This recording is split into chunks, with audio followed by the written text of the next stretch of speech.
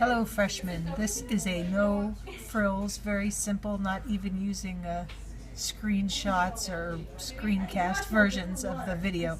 This is to explain the World Wars project, which we are doing in class over 5 days, and I am giving you the directions in class.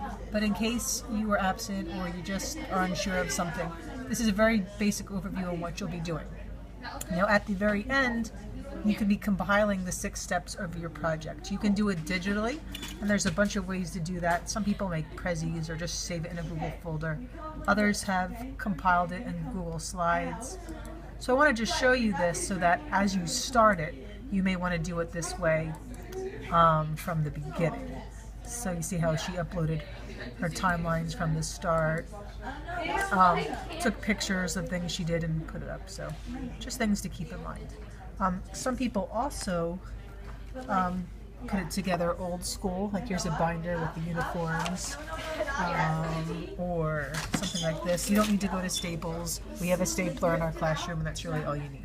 Alright, so let me go over the steps real quick. You'll also get this packet to put in your folder in our room, but this is also in the barn on our website. There's a couple of versions of this, and it's labeled WH Unit 4, Unit 5 Project under the World War I folder, but you want the one that says updated at the end, because the updated shows how every step connects to the standards, which are these numbers in bold. So there's 6 steps, and the 6 steps, as you see, goes up Bloom's taxonomy, to ending with evaluating.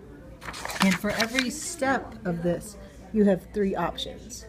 And each option corresponds to 1 or more of the 9 standards.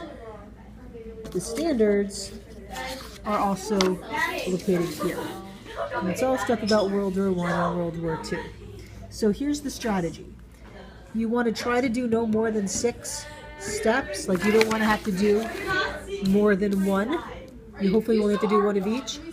But if you're an A contract, you want to cover all 9 standards. So the trick is noticing some are worth more than 1 standard, and how you mix and match so that by the end you do the 6 steps and cover 9 standards. If you're a B contract, you only have to cover 6 standards, which may be easy. Okay, there can be some exceptions. You may have made a timeline for letter B and say, you know what, but mine really covered standard 8. So show me how it covered standard 8, and then you're fine.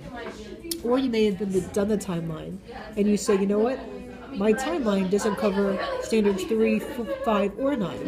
So what you're going to have to do is go back to your timeline and add information so that it does do it. And I can show you rubrics from prior years that may help you so that you're sure it's in that direction.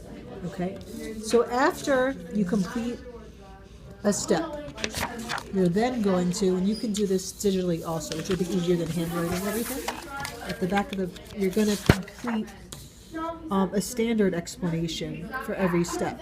So you're going to explain specifically how what you did shows that you understand the standard. You're not going to just reiterate the standard. You're going to show how it shows that you understand it. Okay? So for some steps, it may only cover 1 standard, and you fill out 1. For some steps, it may count as 2 or 3 standards for you, and you would fill out 2.